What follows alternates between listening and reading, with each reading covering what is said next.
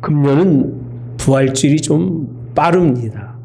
3월 30일 마지막 주일이 부활주일이기 때문에 3월 한 달은 여러분들과 함께 고난에 관한 하나님의 말씀을 좀 나누려고 합니다. 부활이 굉장히 중요합니다. 부활은 기독교의 상징입니다. 사망 권세를 이기신 유일하신 예수님이 그 도구가 무엇이냐면 다시 사신 부활입니다. 부활의 승리가 크다면 그 부활의 승리가 있기까지의 예수님께서 행하신 일이 나 같은 죄인을 위해서, 우리 같은 그런 허물 많은 사람들을 위해서 십자가라고 하는 그런 값을 지불해서 죽어주시고, 그가 부활하신 것만이 아니라 우리에게도 부활의 소망을 허락하신 이것이 십자가입니다. 부활과 십자가는 띄워놓을 수가 없습니다. 부활의 전체적인 용어는 십자가와 부활이지 부활만 단독적으로 띄워놓고 기독교가 부활의 종교라고 말하지는 않습니다. 기독교는 십자가와 부활의 종교입니다. 왜? 십자가가 없는 부활은 없기 때문에 그렇습니다. 십자가라고 하는 것은 고난과 아픔과 상처입니다. 죽음까지를 총괄해서 예수님이 당하신 것을 십자가라고 표현합니다.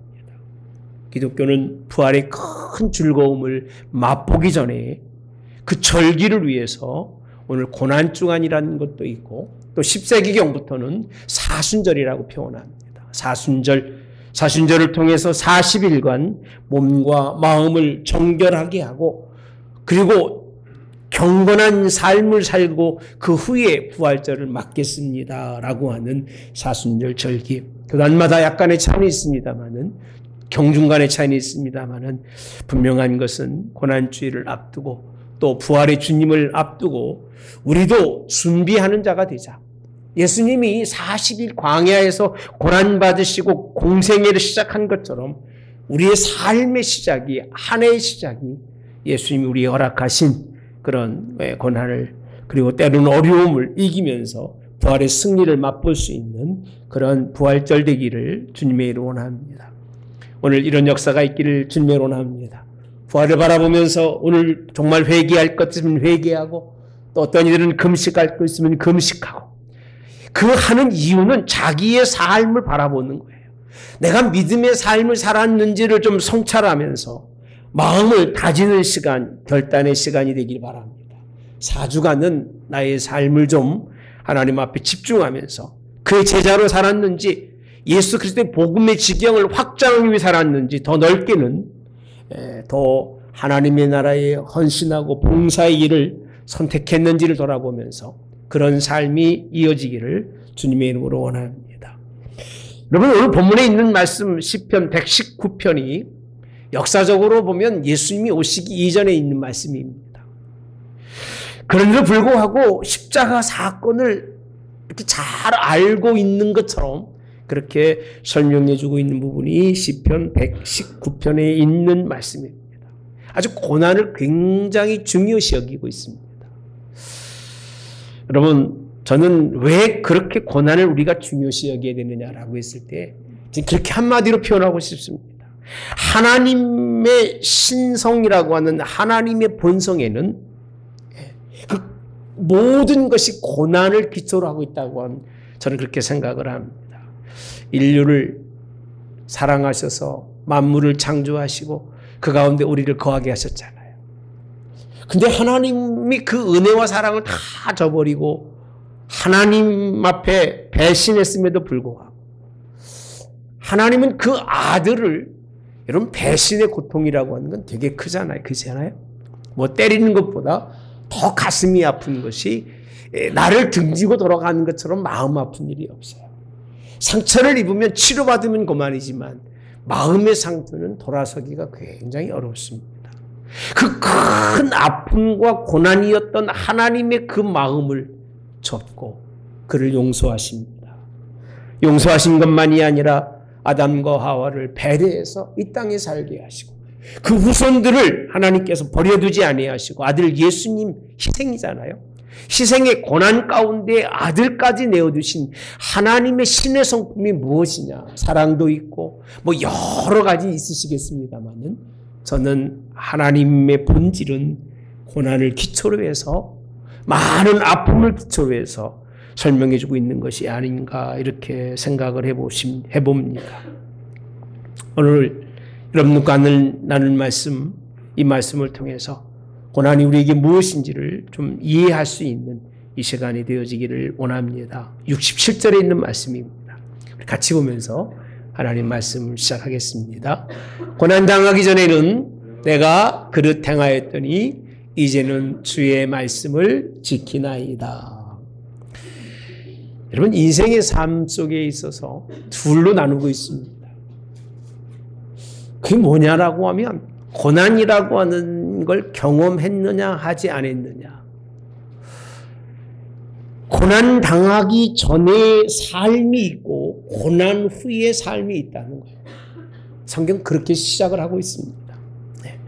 시편 기자가 바라보는 인생의 특징은 뭔가 삶의 큰 변화를 이루는 것은 뭐 잘 먹고 잘 살고 평안하고 돈 많이 벌 때에는 삶이 그렇게 이루어지지 않습니다. 그런 삶을 살아가다가 어떤 삶이 오느냐? 고난당한 삶이 찾아오면 그 삶을 통해서 인생의 삶이 바뀐다는 겁니다. 고난은요, 그릇된 삶을 바꿔주는 게 고난이라고 표현하고 있어요. 따라서 그릇된 삶을 바꾸는 것이 뭐라고요? 고난이다. 그때의 인생을 살았다는 얘기는 무슨 뜻이냐면 하나님이 원하는 삶을 살지 아니하고 자기가 원하는 그 인생의 삶을 살아가고 있었다는 거예요. 잘 가는 줄 알고 뭐가 전혀 문제 없는 줄 알았는데 큰 풍파가 몰아치고 나니까 인생에 무너짐이 있고 깨어짐이 있고 부서짐이 있고 난 후에 그 마음속에 생각하기를 내가 그때 인생을 살았구나. 그걸 느끼는 거예요. 혹시 여러분들이 인생의 삶에 내가 인생에 고난이 없고 평안하고 인생을 잘 살았다고 생각한다면 아직도 그의 인생은 참 인생이라고 볼 수가 없어요. 이게 성경입니다. 이게 하나님의 말씀입니다. 모든 사람은 육이 고난받는 걸 원치를 안 해요. 항상 즐거움을 그냥 낙을 즐기기 원합니다. 그냥 어떻게 하든 편안하게 인생 살기를 원해요. 그래서 살다 보니까 신령한 일들을 등지고 땅의 일들과 육의 일들, 즐기는 일들만 하고 살 수밖에 없는데 그 길 버릴 때가 언제느냐 하면 고난의 때예요. 고난의 때가 아니면 버릴 수가 없습니다. 여러분 다윗을 보시면 다윗의 인생의 삶이 참 어려움도 있었잖아요. 왕이 되고 난 다음에 다 가지고 나니까 이젠 전쟁에 나갈 것도 없고 뭐 할 일이 없어요. 늦지막히 이렇게 돌아다니다 보니까 여인을 보고 여인에게 취한 후에 아이를 낳습니다마는 하나님이 그 아이를 취해가는 걸 통해서 그의 삶의 갱신이 이루어진다는 것을 봅니다. 삶의 갱신이 없으면 그 하나님 앞에 온전한 길을 걸어갈 수가 없어요. 그 갱신의 도구가 무엇이냐면 고난이라고 하는 사실입니다. 하나님은 다윗을 육의 사람으로 그냥 낙을 누리며 살 수 있도록 버려두지 않으셨어요. 고통을 통해서로 알게 하신 것이 하나님의 방법인데 그 성경을 많이 읽는 사람은요. 그런 하나님의 말씀을 잘 알기 때문에 사도 바울처럼 고백할 수밖에 없는데 고린도후서 12장 7절에 보니까 이렇게 표현합니다. 여러 계시를 받은 것이 지극히 크다. 여러분 계시를 받아서 지극히 큰 사람이 됐으니까 사람들이 얼마나 그를 인정할까요? 당신의 영적인 탁월함과 영적인 특별한 것이 정말 대단한 자라고 많이 인정할 거예요. 그런데 그는 그렇게 말하지 않습니다. 그게 크니까 내가 자만이라고 되어 있습니다. 교만하지 않게 하려고 내 육체의 가시라고 표현하는데 곧 사단에 뭘 줬다고요? 사자라고까지 표현합니다. 그의 인생에는요, 늘 육체의 가시가 있었는데 그것이 사단의 사자를 그 육체에 심겨 놓으셔서 나를 쳐서 뭐하지 않게 하려고요? 자만하지 않도록 하나님이 그를 그렇게 만드셨다고. 교만하지 않도록 하나님이 만드셨다고. 그가 그런 고난, 사자, 사탄의 사자, 육체의 가시라고 하는 고난이 없었더라면 그는 여전히 교만해서 자기중심적인 인생을 살았을 텐데, 사도 바울이 깨달은 건 뭐냐면요, 이 고난이 내게 유익이구나. 나는 깜짝 놀랄 수밖에 없는 내용이, 육체의 가시라고 하는 건 좀 이해가 되겠습니다만 사단의 사자까지 자기에게 주셨다는 거예요. 늘 까부르고 늘 넘어뜨리고 늘 쓰러뜨리도록 그렇게 했던 그 고난을 사도 바울은 고난이라고 생각하고 있지는 않아요. 하나님이 나를 낮추셔서 하나님의 뜻을 바라보게 하시는 삶이었기 때문에 그는 다시는 고난당하기 전에 그릇 행하는 삶을 살지 않기를 원했기 때문에 이런 고백을 하는 것을 볼 수 있습니다. 사랑하는 성도 여러분들, 세상의 모든 사람들은 고난을 좋아하는 사람이 없어요. 저도 늘 여러분들에게 하나님의 말씀을 준비합니다. 많은 말씀 가운데 복 받으시고 평안하시고 잘 되시라고 말씀드리고 싶습니다만은 그거는 고난을 이겨내고 극복한 사람들에게 자연히 주는 거지 내 입의 말로 복 받을 경우는 없고 그럴 수는 없어요.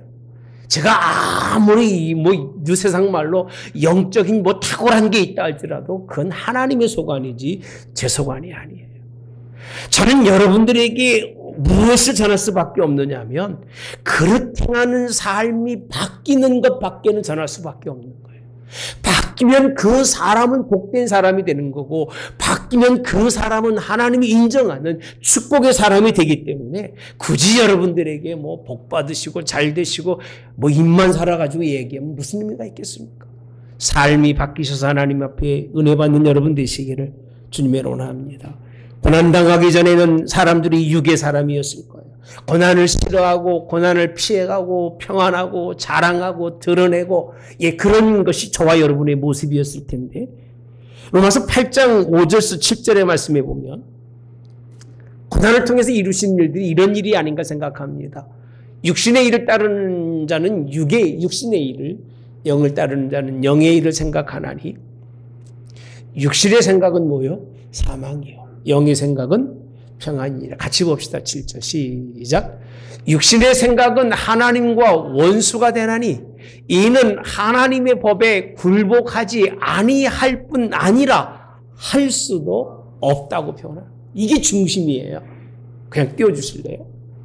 육신의 생각을 가지고 살아가는 사람들이 그 하나님을 알지 못해서 그릇되이 살아가는 사람들이 누구냐? 하나님과 원수가 된 사람이라는 거예요. 하나님이 원수가 된 사람의 특징이 뭐냐면 하나님의 법에는 굴복하지 않아요. 하나님의 말씀과는 상관이 없어요. 그렇게 하지 아니할 뿐 아니라 할 수도 없대요. 그러니까 그냥 자기 생각대로 살아가다 보니까 더욱더 하나님과 원수가 되는 그런 육의 생각을 버리게 하고 육신의 모든 그런 사상을 버리게 하시는 것이 무슨 방법이라고요? 고난입니다. 고난의 채찍을 통하지 않고서는 성장할 수가 없습니다. 오늘 저와 여러분들이 이제 고난당하기 전의 삶이 있었을 것이고 지금도 고난당하기 전의 삶을 살지도 모르겠습니다만은 혹이 하나님이 여러분들의 인생의 삶에 고난 허락하셨다면 그것이 하나님이 함께 하시는 은혜인 걸 여러분 믿으시고 확고하게 그런 신앙을 갖는 여러분 되시기를 주님의 이름으로 원합니다. 67절 다시 보시면 고난당하기 전에는 내가 그릇되이 행하였더니 이제는 주의 말씀을 지키나이다 라고 되어 있습니다. 그럼 고난을 통해서 이루는 것이 뭐냐라고 했을 때 뭐라고 되어 있어요? 주의 말씀을 뭐 한다고요? 지킨다는 거예요. 아니 고난 당하기 전에는 많이 고난 당했으니까 이제 고난의 후 때는 뭔가 좀 열리게 되고 뭔가 좀 편안하게 되고 뭐 건강하게 되고 뭐 이렇게 바뀌어야 되는 거 아니겠어요? 고난이 지나갔으니까. 예. 이제는 행복한 삶만 남고 행복한 삶만 보장되면 얼마나 좋을까요? 근데 하나님은 그렇게 말씀하고 있지는 않아요. 이제는 주의 말씀을 지키는 고난 이후의 삶은 고난을 통해서 새로운 창조의 세계를 하나님이 허락해 주신다는 거예요. 제가 왜 창조의 세계라는 단어를 썼느냐 하면 주의 말씀을 지킨다는 말씀의 세계 속으로 들어간다는 거예요. 그러니까 고난을 당했는데 말씀의 세계 속으로 빠져들지 않는 사람은 고난을 헛당하는 거예요. 저도 고난을 많이 당했습니다만 고난을 통해서 얻은 것은 하나님의 말씀밖에 없다는 것. 말씀에 미쳐야 됩니다. 예. 말씀에 미쳐야 돼요.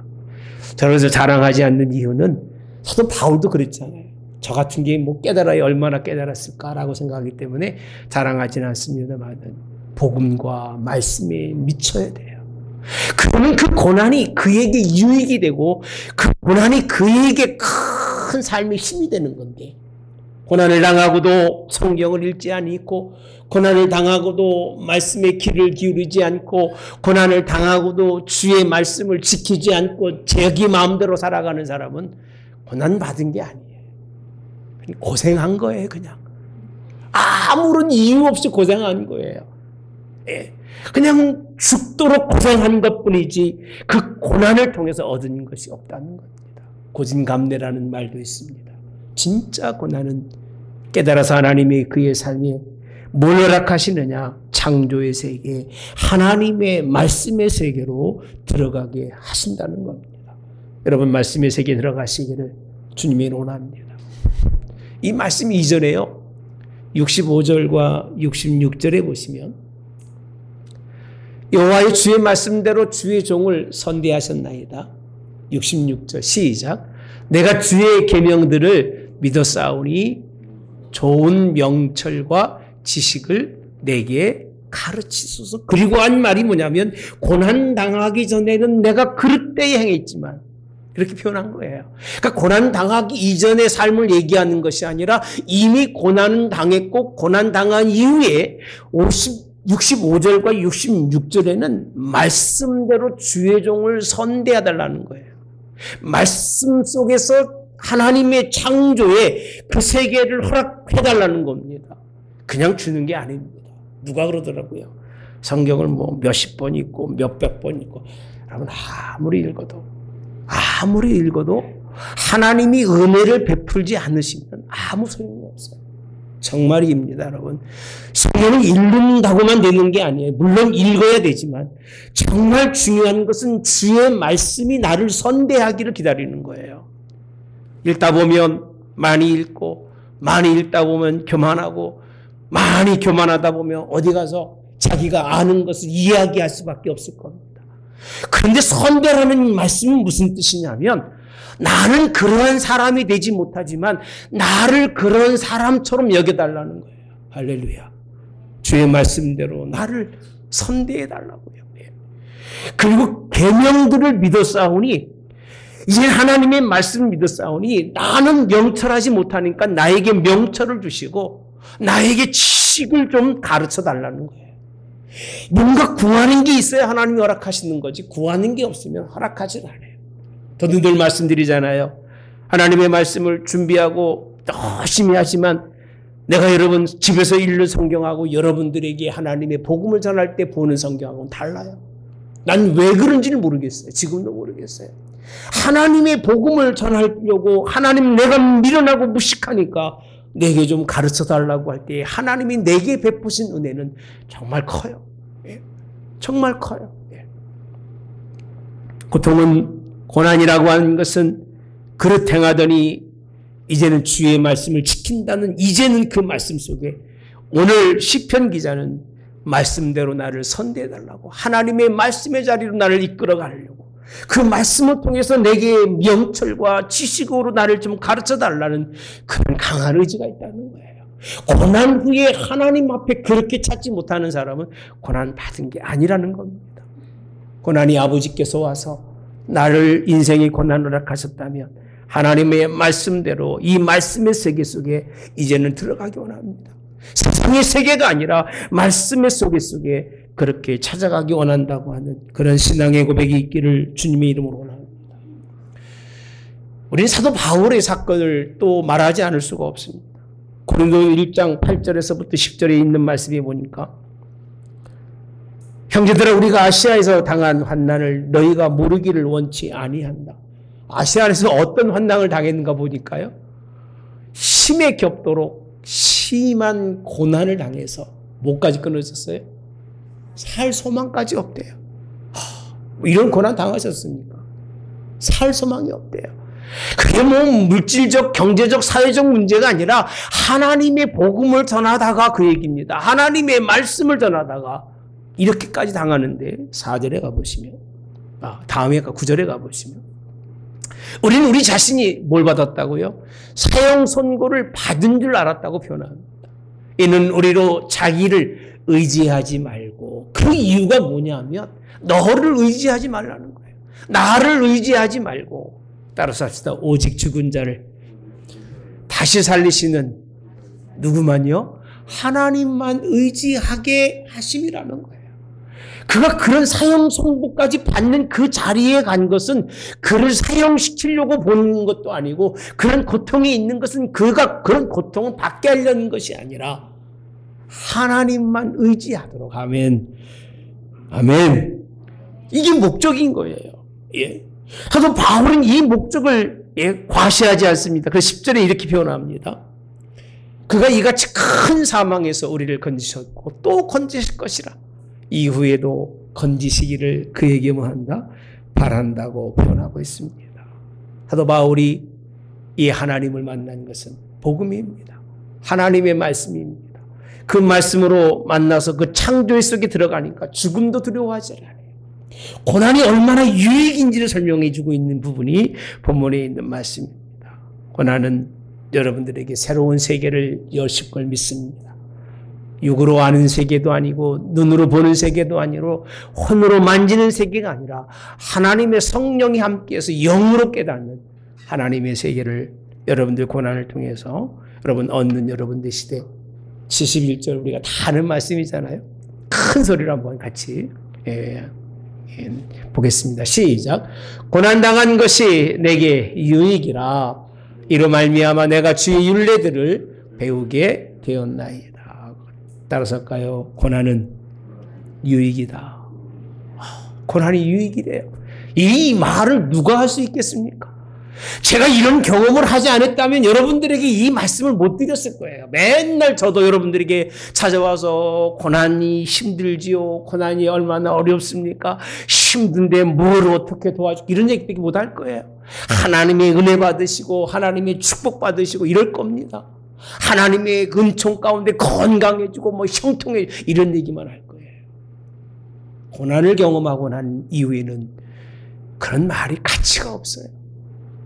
고난의 그 유익이 얼마나 큰지 굳이 그렇게 하지 않아도 고난을 통해서 내게 주신 유익은 하나님의 율례들을 하나하나 배우고 나간다는 겁니다. 고난의 유익입니다. 할렐루야. 고난은 여러분들을 성숙해 합니다. 고난은 여러분의 고난 속에서 좋은 열매, 귀한 열매, 믿음의 열매를 맺게 하시는 거예요. 전 그렇게 표현합니다. 사도 바울이 아까 고백했던 그 하나님 아는 것은요, 믿음이 성장한다는 거예요. 고난을 통하지 않고서는 믿음이 성장하지 못합니다. 고난을 통해서만 성장하는 걸 믿으시기를 바랍니다. 고난을 통해서 하나님은 금같이 연단해서 금같은 믿음으로 하나님이 쓰시는 걸. 요셉도 그랬잖아요. 요셉이 얼마나 많은 고난을 당하는지. 다윗도 마찬가지입니다. 다니엘도 모세도 모든 성경의 믿음의 사람들은 그 고난을 이겨냈습니다. 고난을 이겨내면서 하나님 만나고 하나님의 말씀이 그에게 있어서 그가 승리한 것이 성경입니다. 욥을 보면 욥이라는 사람은 의로운 사람이라고 표현합니다. 바르게 사는 사람이에요. 예. 욥은 선한 일만 많이 한 사람이에요. 동방의 의인입니다. 우리가 그렇게 살을까요? 여러분 그렇게 삽니까? 의로운 사람으로 하나님 앞에서도 사람 앞에서 인정받는 사람이 욥입니다. 아마 사도 바울의 고백과 비슷한 내용인데요. 욥은 이런 의인으로 불려지고 동방의 의인이니까 성자로 불려지고 그 사람을 막 만나는 사람마다 아마 대단하다고 칭찬했을 거예요. 존경하면서. 처음에는 그런 말 들을 때마다 왜 나한테 그러십니까? 막 그랬을 거예요. 네. 그런데 자꾸 듣다 보니까 그래, 인생은 나만큼은 살아야지. 그랬을지도 몰라요, 마음으로. 그럼 내가 이렇게 사는 게 이게 하나님이 나한테 허락하시는데 너희들의 은혜하고는 비교할 수가 없어. 이런 성경의 내용은 없어요. 혹이라도 자기를 높이면서 교만하지 않았을까 하는 마음을 가지지 않을 수가 없습니다. 그런 마음이 없음에도 불구하고 그렇게 인생을 안 살았음에도 불구하고 하나님은 그를 연단하셨어요. 왜 하셨을까? 이유는 간단합니다. 하나님은 그 속에 있는 하나님만 바라보아야 할 그 삶 속에서 그가 가지고 있던 재물이, 그가 가지고 있던 자녀가, 그가 가지고 있던 친구가 혹시 그의 인생의 삶에 하나님을 멀리하는 것이 아닐까? 하나님은 다 가져가십니다. 고난당하게 하고 고통당하게 합니다. 욥기 23절에 가보시면, 23장에 가보시면 이렇게 표현하고 있습니다. 같이 보겠습니다. 얼마나 큰 고통인지. 내가 앞으로 가도 그가 계시지 아니하시고 뒤로 가도 보이지 아니하며. 9절. 왼쪽으로 일하시나 내가 만날 수 없고 그가 오른쪽으로 돌이키시나 뭐 할 수가 없다고요? 배울 수가 없다라고 표현합니다. 그 고통이 얼마나 큰지 10절에 이렇게 표현합니다. 그러나 라고 표현합니다. 반전이에요. 내가 가는 길을 누가 아신다? 그가 아시나니. 그가 나를 단련한 후에 내가 뭐같이 나온다고요? 순금같이. 아주 그냥 원석이에요. 흙도 있고 돌도 있고 철도 있고 금도 있고 막 덩어리로 있는데 하나님이 그 중에서 금을 깨내기 위해서, 그래서 가장 귀한 순금을 찾아내기 위해서 하나님이 그를 단련하셨다고 표현합니다. 고난은 우리를 순금같이 믿음으로 승리하도록 귀한 열매 맺게 하시는 걸 믿으시기를 주님의 원합니다. 아멘 좀 합시다. 뭐처럼 만들어낸다고요? 순금처럼 끄집어내는 거예요. 재련을 통해서 이끌어내시는 하나님. 그런 믿음을 가질 수 있도록 고난 속에서도 끝까지 순종했던 그 삶을 우리에게 비춰주고 있는 것이 오늘 욥기서에 있는 말씀입니다. 여러분, 고난은 68절에 있는 말씀에 보니까 유익입니다. 뭐가 유익인가 보았더니 주는 선을 따라 죄송합니다. 주는 선하사 따라서 선을 행하시오니 이렇게 표현합니다. 고난이 뭐냐면요, 선한 하나님이 우리에게 행하시는 선이 고난이라는 거예요. 성경을 집에 가서 한번 읽어보십시오. 하나님, 선하신 하나님이 우리에게 행하시는 것이 뭐냐라고 했을 때 고난이라는 거예요. 나는 이렇게 하나님이 우리를 고난을 주기 위해 선을 행하시는 게 아니라 선한 하나님이 선이 우리의 고난이라. 그럼 다 그 선한 자리에 가기 위해서는 뭘 받아야 돼요? 고난을 받아야 돼요. 예수님도요, 여러분들에게 평안만 얘기하고 있지는 않아요. 누구든지 나를 따라오려거든 뭘 지고요? 자기 십자가 지고 가야 돼요.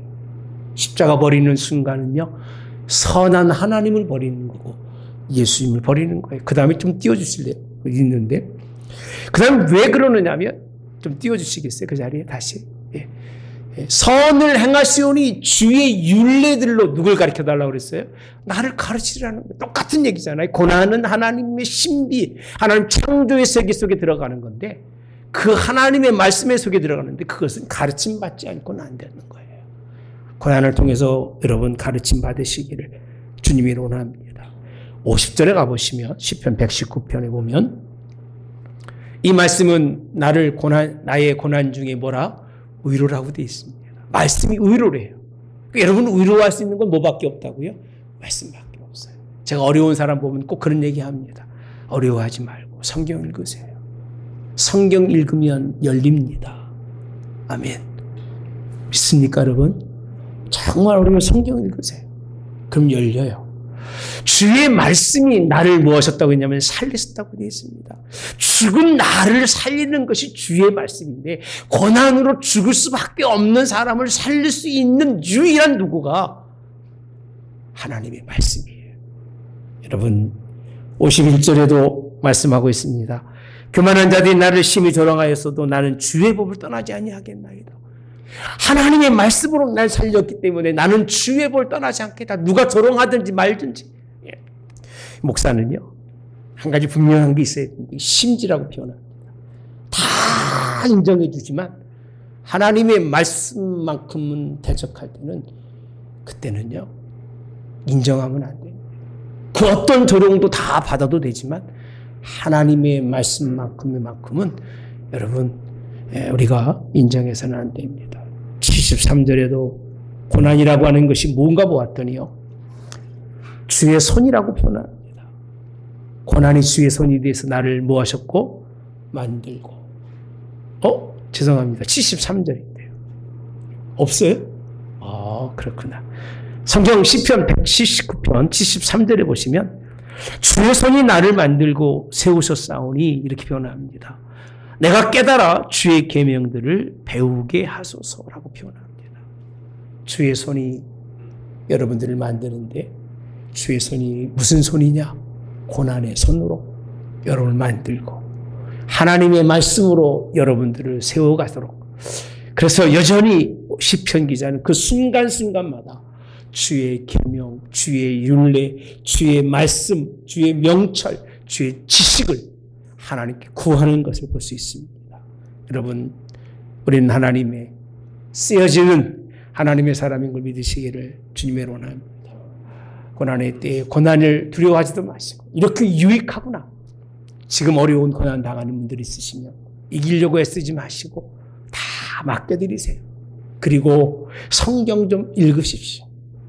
성경 읽으면 하나님이 하나하나 열어가시는 것을 경험하시기를 주님의 원합니다. 저도 공황장애 때문에 한 거의 1년 이상을 고통 속에 있었어요. 한번 찾아오면 움직이진 못해요. 이렇게 서서 그냥 가만히 있어야 돼요. 앉지도 서지도 못해요. 심장이 그냥 끊어지는 것 같이 고통스럽고 아파요. 목회 마지막 한국 들어오기 전에 있었던 일입니다만 딱 한 가지 방법이 있는데 성경 보는 것 밖에는 사는 방법이 없어요. 그럼 죽지 않으려면 봐야 되는 건데 그렇게 깨달으신 하나님께 얼마나 감사한지 몰라요. 검진하러 미국에서 한국에 들어오는데 비행기에서 얼마나 힘든지 몰라요. 성경을 펴고 기도하며 하나님 앞에 간구했어요. 나를 불쌍히 여겨달라고요. 그 모든 것들이 그 순간에 사라지게 되고요. 저는 확신한 거예요. 하나님의 말씀만이 약이구나. 하나님의 말씀만이 생명이구나. 하나님의 말씀만이 나의 모든 것인 것을 저는 여러 번 경험했기 때문에 이건 여러분들이 아니라고 해도 저는 이것만큼 확실한 것은 없습니다. 그리고 와서 검사해 보니까 시신경이 5개 중에 2개가 끊어졌대요. 그래서 큰 병원 가보라고 공항에 내리자마자 병원에서 그랬는데 다음에 병원에 가서 검사하니까 다 멀쩡해요. 끊어진 시신경도 없고 아무것도 없어요. 집사람이 옆에 있었으니까. 그리고 우리 장인, 우리 목사님, 사모님이 의사잖아요.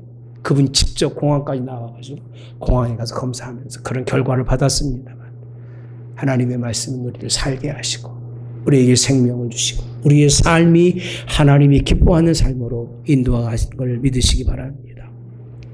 고난을 대할 것이 하나님의 말씀과 야고보 기자는 야고보서 5장 10절에 보니까 형제들아 주의 이름으로 말한 선지자들 고난과 오래 참음의 본을 삼으라라고 말씀하시면서 13절에 이렇게 표현합니다.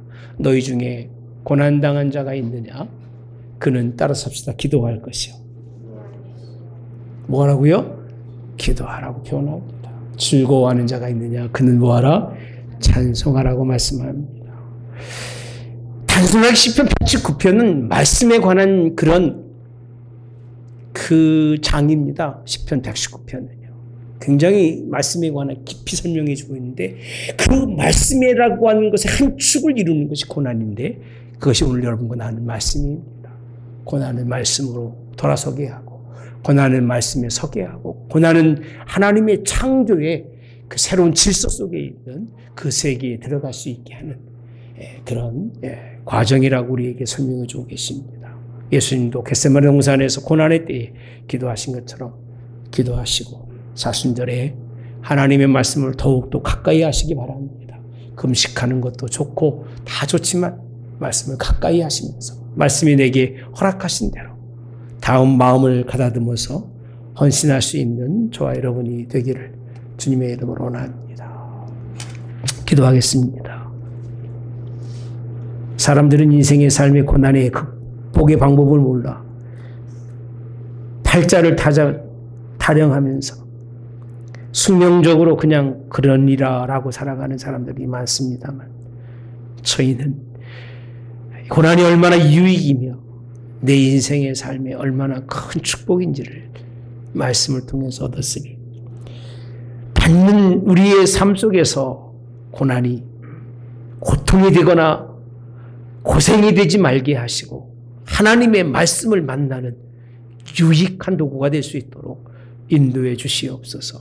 그걸 통해서 하나님 계명을 하나님의 명령의 말씀들을 잘 깨우쳐서 그 길로만 걸어갈 수 있는 그 뜻에 따라서 우리 인생의 삶을 살아서 부활의 주님을 만날 때는 큰 승리, 더 큰 승리가 우리의 삶에 사망의 것을 벗어내고 영원한 정말 큰 영원한 나라의 생명들을 이뤄낼 수 있는 하나님의 사람들로 주님이 함께 하시기를 예수님의 이름으로 기도하옵나이다. 아멘. 지금은 우리 주 예수 그리스도의 은혜와 하나님 아버지의 극진하신 사랑하심과 성령의 교통 내주 역사하심에 함께 하심이 인생의 유익이 고난임을 알고 그 길을 찾아 그 길로 걸어 믿음이 견고하며 하나님의 기뻐하시는 승리하는 사람 되기 원하는 성도들 모두 영원히 함께하여 이들이 하나님 앞에 섰을 때 그것으로 인정받고 칭찬받는 성도 되게 하옵기를 성부와 성자와 성령의 이름으로 축원하옵나이다. 아멘.